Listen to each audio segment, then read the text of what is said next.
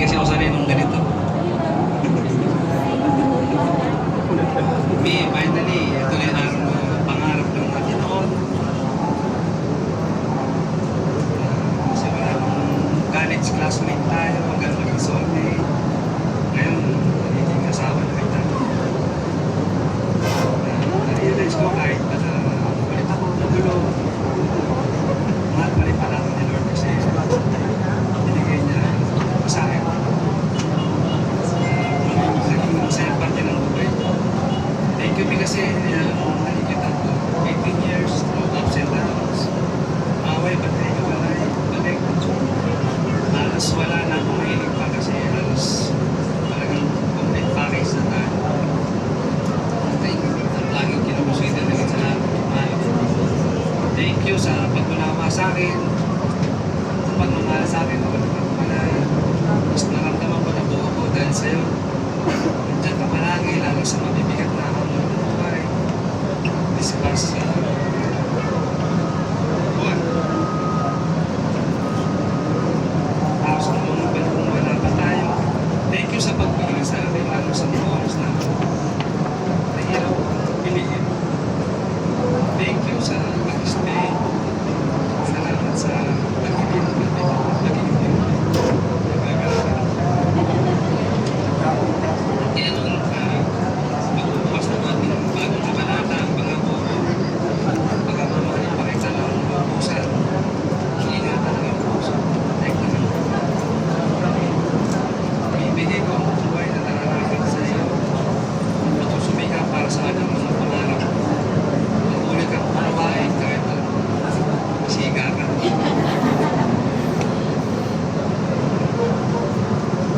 Sabi nga nila, happy life is happy wife. Kaya araw-araw buhay ito, masasayahin ka. Para hindi naman tayo mabot rito. Wala naman perfect relationship. Para din di umabot rito magsisika ito. pa mabuting kasama sa'yo.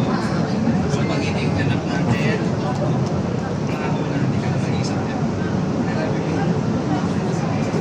Maraming salamat. Mary Grace, ano naman ang iyong may papangako kay Christopher sa nalalapit na inyong pagsasama ng habang?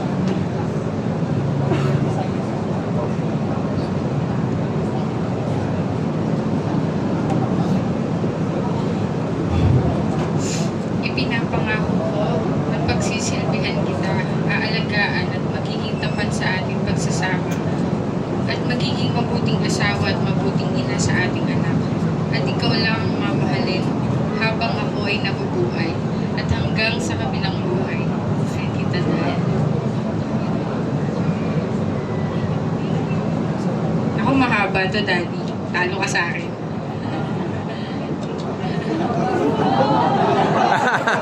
So, pahinga muna kayo. Mabilis lang. Una sa lahat, maraming salamat, Panginoon, dahil pinakasalan na ako ng taong matagal ko nang ipinagdadasal sa iyo. At sa kabila ng bigat ng aming pinagdadaanan ngayon, na ituloy pa rin ang kasal na ito sa tulong mo. Kaya maraming salamat po. 18 years na tayo bukas. Akalain mo yun, kalahati ng buhay na natin magkakilala na tayo, pero ngayon mo pa lang ako pakakasalan. Thank you Sa totoo lang, sa dami ng pinagdadaanan natin, sa pagiging mag-girlfriend at boyfriend natin, halimutan ko na talaga yung totoong anniversary year natin. Dahil ang daming beses din tayo naghiwalay, pero in fairness, sa dami ng pagsubok na dumaan sa atin, hindi ko alam na aabot tayo sa pagpapakasal. Kasi naalala ko noon pa man, parang walang kasiguraduhan ng lahat. Naalala mo ba nung unang labas mo sa kampo after training days mo? Hindi ko alam paano makakatakas papunta sa'yo. Kasi dumating sa punto na lahat na sila ayaw na magkabalikan tayo. Pinuntahan kita sa kampo kahit di ko alam papunta doon. At nang pagdating ko doon, akala ko simpleng sundo lang yung gagawin ko sa'yo. Yun pala, isa na yung simula, napakalaking journey mo sa pagiging pulis mo. Masaya ako nakita ulit kita sa tagal ng ilang taon nating paghiwalay. Pero nag-guilty din ako ng mga oras na yun kasi nakita ko yung mga kabatch mo na kasama buong pamilya nila. Meron pa isang jeep silang pamilya na pumunta doon at may dalang pagkain na parang picnic yung pupuntahan. Tapos ako, ikaw lang yung pinapunta mo. may guilty na naramdaman over your family, kaso di tayo pwedeng dumaan sa hindi dumadaan sa pagsubok eh. Ilang araw lang lumipas, sabi mo bumili na tayo ng bahay para hindi na tayo mahirapan magkita kasi ayaw na nga nila. Kasi tago tayo ng tago at doon nagsimula ang lahat. Naramdaman ko kung gaano mo ako talaga kamahal at kung anong kaya mong gawin para sa akin. At salamat doon, Dad. Hanggang sa ilang taon na naman lumipas, naghiwalay na naman tayo. Dumating na sa punto, ibebenta na lang yung bahay para wala nang balikan. At first day, napag-usapang magkita ulit for the last time para maging maayos ang paghiwalay. Meron pa ata dito, nabentahan ko ng bahay namin Pero nakalipas lang ng ilang buwan. 2 weeks before pandemic, naging mapusok na naman ako. Hanggang sa nag-lockdown, akala ng mga magulang ko, nakakala Joyce ako.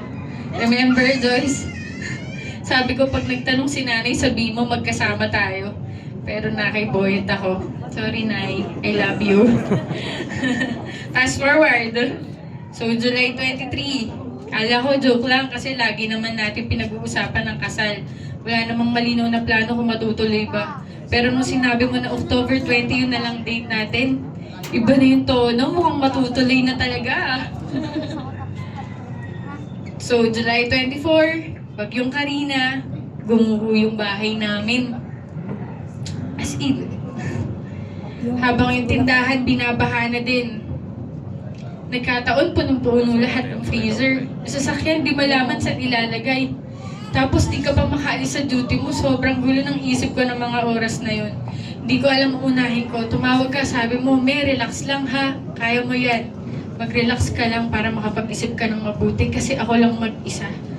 Huminga lang ako ng malalim, pahinga ng ilang minuto. Okay, Dad, kaya natin to.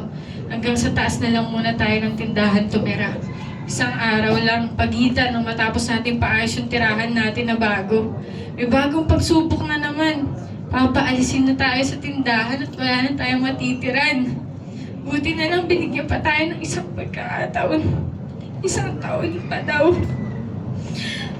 Sabi ko baka hindi na matuloy yung kasal. Isang araw lang pagitan matapos natin mangyari yun. The next day, Friday, Quiapo Day.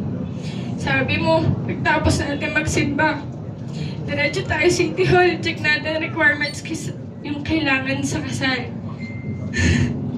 Pagdating sa City Hall, alam mo, pinirmahan na agad. ID lang to follow na lang yung requirements, tapos na.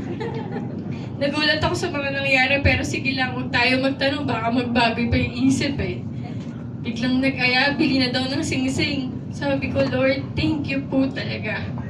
Mukhang totoo na to. Tapos sabi mo, daanan na natin yung venue. Hindi natin naganap ng iba. Ito na yun. First and last venue na tinignan namin. Di ko alam sino nabudol at nang butol sa ating dalawa eh. Isang araw natapos lahat-lahat. Wala na akong ibang sinabi sa isip ko kundi puro thank you Lord talaga.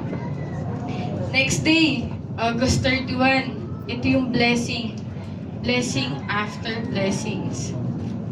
I'm 6 weeks pregnant that time. At walang mapaglagyan yung kasiyahan. Sabi mo, sige Lord, maganda naman pala yung kapalit, kaya okay na, kunin mo na lahat. After 1 month, October 2, binala ako sa ospital. Sabi sa akin ni Doc, nakasarado naman daw yung cervix, kaya huwag na tayong mag-alala. Hanggang sabi ni Doc, sisilipin lang si baby. Tapos biglang wala na palang heartbeat. Sa pangalawang pagkakataon, habang sa ultrasound room, ikaw nasa isip ko. Sobrang lungkot, di ko alam ang nararamdaman ko. Wala as in, walang naisip kundi umiyak ng malakas. Wala akong pakialam sa mga taong nasa sa ospital. Kulang na lang magwala ako kasi parang mas lalong bumibigat kasi nakikita kitang nasasaktan. Tapos bumubulong ka sa akin. Sabi mo, Umi, kaya natin to. Kaya natin to. Malalagpasan din natin lahat to. Maraming salamat sa pagmamahal mo ng sobra sa akin, Dad. Maraming salamat sa pag-secure mo sa atin. Sabi mo sa akin, hindi man tayo bibiyayaan ng anak. Okay lang kasi hindi ka maghahanap ng iba. At kung bigyan man tayo ng anak, bonus na lang yun sa atin. Salamat sa pag-comfort mo sa akin sa mga panahon na wala na ako nakikitang maganda sa paligid ko. Salamat sa pagtsatsaga mo, ipagtimpla ako ng kape araw-araw. Kasi tinatamad na ako sa lahat. Kahit pagod ka na sa lahat ng gawaing bahay, hindi mo ako iniiwan nang wala akong sinaing at ulam. Na kahit madalas naiinis ka na sa akin, kasasabi ko na, Dad, nagugutom na ako. Tapos wala naman akong ginagawa. Ikaw pa rin gusto kong maghain sa kakainin ko. Araw-araw yun, hindi yun pumalya. Salamat, Daddy, sana hindi ka magbago. Pangako ko sa'yo, na sa lahat ng darating na pagsubok sa atin, pipilitin kong maging malakas. Di man agad-agad, pero mamadaliin ko para sa'yo. Sa tulong ng Panginoon, sa gabay na binibigay niya sa atin araw-araw, sabay nating lagpasan lahat ng ito. Sabay tayong palalimin ng pananampalataya natin sa Kanya. Sabay tayo magtiwala sa mga plano niya para sa atin. At ang pinakamahalagang pangako ko sa'yo, kahit kasal na tayo, hindi ko pa rin kukunin ang sahod at bonus mo. Basta sasabihin mo pa rin kung magkano nang walang bukol. Mahal na mahal kita, Ti, sa hirap man ng ginhawa.